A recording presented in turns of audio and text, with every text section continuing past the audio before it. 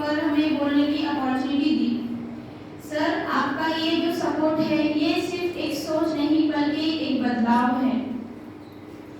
भारत का इतिहास सिर्फ राजा राजाओं और नेताओं तक सीमित नहीं है, बल्कि हर युग में विविध क्षेत्रों में हर युवाओं ने और युवतियों ने बहुत महत्वपूर्ण योगदान दिए हैं। रानी लक्ष्मीबाई, सरोजिनी नायडू, कस्तूरबा गांधी, कैप्टन लक्ष्मी सहगल जैसे महिलाओं ने शौर्य और बलिदानों से भारत की आजादी के लिए बहुत सारी जंगें और लड़ाइयां लड़ी हैं। समाज सुधारने और राजनीति में सावित्री बाई फुले, इंदिरा गांधी और मदर टेरेसा ने अपना भरपूर योगदान दिया है। इसके अतिरिक्त पर्यावरण के सुधार के लिए भी भारत में अनेक तरह के आंदोलन चलाए गए और पर्यावरण इस महत्वपूर्ण मुद्दे पर बोलने के लिए अनेक महिलाओं ने अपना योगदान दिया, अपना सहयोग दिया है। चिपकू आंदोलन हमें सबको पता है, उत्तराखंड में 1973 में चिपकू आंदोलन युवाओं और महिलाओं ने मिलकर ही किया था, जहां पेड़ों को बचाने के लिए उन्होंने पेड़ों के इर्द गिर्द लिपट गए थे। ये आंदोलन युवाओं ने ही किया था। न सिर्फ भारत में बल्कि पूरे विश्व में विविध क्षेत्रों में विविध महिलाओं ने अपने सहयोग दिए हैं। मलाला यूसुफजई, बहुत ने ये नाम सुना होगा। ये पाकिस्तान के छोटे से गांव से है। इन्होंने पाकिस्तान में गरीबी होने की वजह से लोग वहाँ पे गर्ल्स की शिक्षा पर ज्यादा फोकस नहीं करते, तो मलाला यूसुफजई ने girls education and women's right पर बहुत काम किया है। इस पर उन्होंने इस काम के लिए उसे अनेक प्राइज से भी नवाजा गया है। वो भले ही छोटे गांव से थी, लेकिन आज विश्व के लिए वो एक प्रेरणा का स्रोत बन चुकी है। Now let's come to the main topic, that is great women. So today I am going to speak up about the Greta Thunberg. Greta Thunberg एक स्वीडिश एनवायरमेंटल एक्टिविस्ट हैं जिन्होंने क्लाइमेट चेंज पर ग्लोबल लेवल पर आवाजें उठाई हैं। Greta Thunberg Sweden की राजधानी स्टॉकहोम में 3 जनवरी 2003 में पैदा हुई। ग्रेटा को पहली बार 8 साल की उम्र में पर्यावरण और क्लाइमेट चेंज के बारे में पता चला। जब उसको इस बारे में पता चला तो बहुत ज्यादा चिंतित हो गई कि इस महत्वपूर्ण और इतने ज्यादा महत्वपूर्ण मुद्दे पर लोग चर्चा क्यों नहीं कर रहे हैं। क्लाइमेट चेंज जैसे मुद्दे पर लोग आवाजें क्यों नहीं उठा रहे हैं। 8 साल की उम्र में उसको इतनी चिंता हो गई। आजकल हम युवाओं में न जाने हम ऐसे ही कितने दिन सुनते हैं क्लाइमेट चेंज के बारे में और छोड़ देते हैं। वो सिर्फ 8 साल की युवती को, 8 साल की उस लड़की को ये चिंतित हुआ कि हमें इस क्लाइमेट चेंज के बारे में कुछ करना चाहिए, तो उसने इस पर बहुत ध्यान दिया। इस पर इतनी चिंतित हो गई कि वो खुद को शिक्षित करने और पर्यावरण इसको शिक्षित करने और लोगों को जागरूक करने की उसकी सोच बन गई थी। वो इस पर इतनी चिंतित हो गई कि 2 महीने तक उसने किसी से बात नहीं की। वो सिर्फ अपनी आई और अपनी मोनिका टीचर थी, सिर्फ उनकी कांटेक्ट में उनसे बातें करती थी और इस चिंता में 2 महीने में उसने 10 किलो वजन कम हो गया उसका। तो इसकी इस चिंता देखकर उसके माँ-बाप भी चिंतित हो गए और उसे डॉक्टर के पास ले गए। फिर उसके डॉक्टर को इस सारी समस्याओं के बारे में बताया। वो उनके माँ-बाप का मानना था कि सिर्फ ये इतनी क्यों चिंतित हो रही है, स्कूल में अनेक भी बच्चे हैं, वो इस बारे में इतना क्यों नहीं सोच रहे हैं, ये इतनी कम उम्र में इसमें इतना क्यों गुम हो गई है, वो जग के बारे में इतना क्यों सोच रही है। अब उनकी ये चिंता तो अनिवार्य थी। इतनी छोटी लड़की को इतनी गंभीर चिंता तो ये कोई नॉर्मल बात नहीं है। तो फिर उसके बाद डॉक्टर ने इसके मेंटल हेल्थ के बारे में और इसकी मेंटल हेल्थ से जो नुकसान हो सकते थे उसके बारे में उसके माँ बाप को बताया। उसके माँ बाप को बताने के बाद उसके माँ बाप को समझ आ गया था कि अब कुछ नहीं कर सकते, उनका भलाई इसी है कि वो उसका सपोर्ट करें, क्योंकि अगर उसका सपोर्ट नहीं करेंगे तो उसकी हेल्थ और खराब हो सकती थी। उसको अपनी बेटी की फिक्र में उन्हें उसको सपोर्ट करना पड़ा। तो फिर जब वो उसकी उम्र बढ़ती गई, उसकी चिंता तो ऐसे ही बढ़ती गई। फिर जब वो 9वीं कक्षा में थी, यानी कि 15 या 16 साल की उम्र में 15-16 साल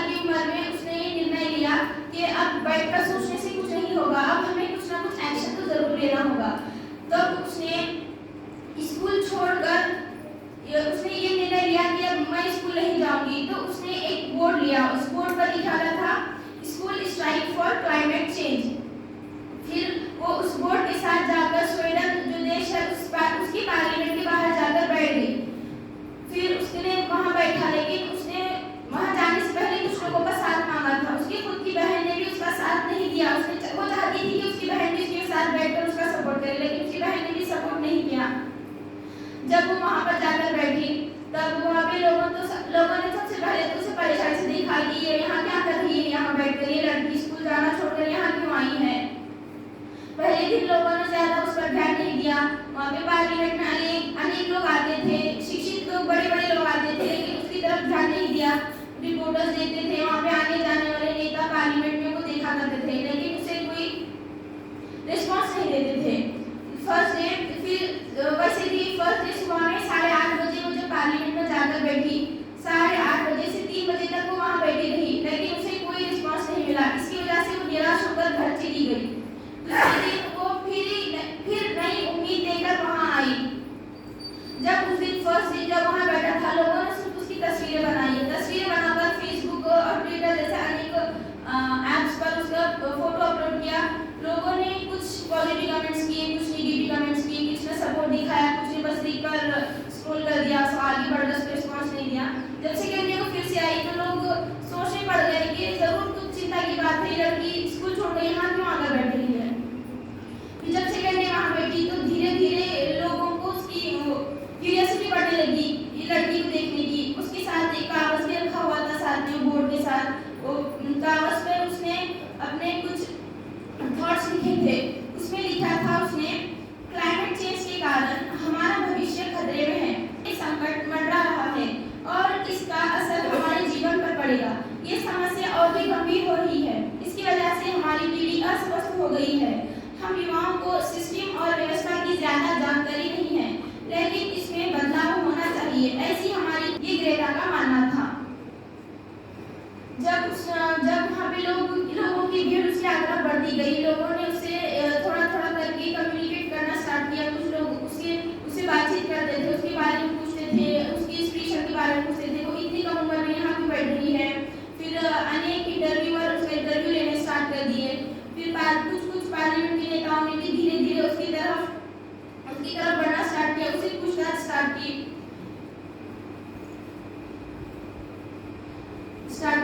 फिर 3 हफ्ते उसने कॉन्स्टेंटली वहाँ बैठा पार्लियामेंट में, जब तक उसको कंप्लीटली रिस्पॉन्स नहीं मिला। 3 हफ्तों के बाद वहाँ पर इलेक्शन होने थे, तो उसने ये फैसला किया कि जब तक इलेक्शन पूरी तरह से नहीं होंगे तब तक मैं यहाँ पर बैठूंगी, जब तक मुझे रिस्पॉन्स नहीं मिलेगा, जब तक कुछ एक्शंस नहीं लिए जाएंगे क्लाइमेट चेंज के खिलाफ, तो मैं यहाँ पे बैठूंगी। ये उसने निर्णय लिया था। फिर तब उसके बाद कुछ दिनों के बाद उसने ये निर्णय लिया कि अब से हर शुक्रवार को स्कूल न जाने का निर्णय लिया। इस कृति का उसने नाम फ्राइडेज फॉर फ्यूचर रखा है। फिर धीरे धीरे लोग उसकी तरफ आकर्षित हुए। फिर उसे अनेक तरह के प्रोटेस्ट में उसे बुलाना शुरू कर दिया गया था, क्योंकि ग्रेटा बहुत बड़ी इंस्पिरेशन थी उनके लिए, इतनी कम उम्र में इतना प्रभावशाली काम करने के लिए। उसको इंस्पिरेशन मानते हुए अनेक लाखों की तादाद में लोगों ने उसे ज्वाइन करना स्टार्ट कर दिया। इसके बाद धीरे धीरे उसने अनेक जगहों पे अपना भाषण शुरू कर दिया था। उसने 2019 में यूनाइटेड सुमित में अपनी आवाज उठाई थी। वहाँ पे उसने स्पीच, हाउ डेयर यू इस नाम की उसने स्पीच दी थी। उसने गवर्नमेंट और बड़ी फैक्ट्रीज जो इंडस्ट्रीज हैं उनको उसने सवाल खड़ा कर दिया था उस पर कि आप हमारे भविष्य के बारे में सोच क्यों नहीं रहे हैं, हम छोटे बच्चे हैं, हमारा भविष्य आपके हाथ में है। यह उसका मानना था। उसके कुछ की पॉइंट्स थे, वो क्लाइमेट चेंज के बारे में बहुत अवेयरनेस की। उसने रिडक्शन ऑफ फॉसिल फ्यूल्स यानी कि कर्ब उत्सर्जन को कम करने पर उसने फोकस किया। जब उसने रिसर्च की, उसको पता चला कि क्लाइमेट चेंज इतना क्यों खराब हो रहा है, तब उसको ये परिणाम मिला कि कर्ब उत्सर्जन की वजह से ही अपना क्लाइमेट चेंज में इतना परिवर्तन आ रहा है। तब उसने ये कहना स्टार्ट कर दिया कि कर्ब उत्सर्जन यानी कि कार्बन फॉसिल जो होते हैं, कार्बन का इस्तेमाल कम किया जाए, क्योंकि कार्बन हमारी इन्वायरमेंट के लिए बहुत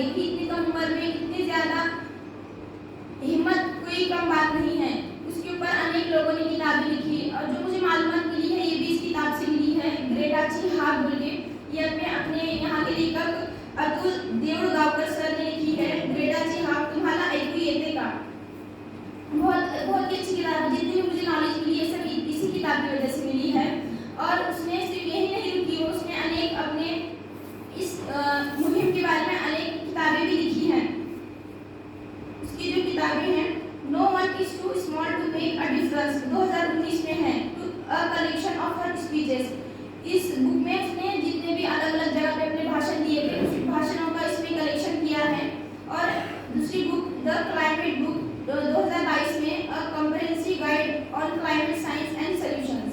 पहली बुक में उसने जहाँ स्पीचेस दिए क्लाइमेट के बारे में वो लिखा था, उसका एक्सपीरियंस शेयर किया था। और जो दूसरी बुक है उसमें उसने जो क्लाइमेट की साइंस है और इसको हमें कम कैसे करना चाहिए इसके सॉल्यूशंस बताए थे। और उसने उसके बाद वो बहुत फेमस हो गई, अलग जगहों से उसे भाषण देने की इन्विटेशंस आने लगे। वो देश विदेश जाकर अपना मुद्दा लोगों के सामने पेश करने लगी, अलग लोगों से प्रभावित होने लगे। जब वो अकेली थी, उसके साथ कोई नहीं था, धीरे धीरे उसके साथ कुछ ही दिनों में लाखों में स्टूडेंट्स उसके साथ जुड़ गए। और उसकी जो मुहिम थी फ्राइडेज फॉर फ्यूचर, उसके साथ उसमें उसका साथ देने लगी। फिर उसके बाद अलग डॉक्यूमेंट्रीज भी लिखी है उसने। आई एम ग्रेटा 2020 में a film showing her activism journey, वो एक डॉक्यूमेंट्री फिल्म है छोटी सी, उसने कैसे अपनी जर्नी स्टार्ट की उसके बारे में उसने लिखा है।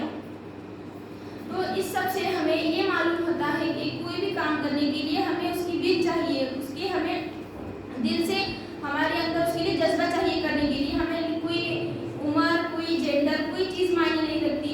कोई भी रिलीजन ये नहीं चाहता कि वुमन आगे ना बढ़े। हर रिलीजन में वुमन को एम्पावर किया गया है, वुमन को आगे बढ़ाने के लिए आगे जाने के लिए बढ़ावा दिया गया है। तो अगर हमारे मन में है, अगर हमने ठान लिया कुछ करने का, तब हमारे लिए कोई चीज़, कोई रोक नहीं है, ना ही कोई एज, ना ही कोई जात, ना ही कोई रिलीजन, ना ही कोई जेंडर।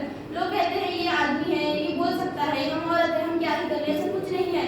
अभी इतनी छोटी सी लड़की होकर इसने इतना बड़ा कदम उठाया, सिर्फ अपने देश में बल्कि पूरे विश्व में छा गई ये लड़की, क्योंकि इसके अंदर कुछ करने का जज्बा था।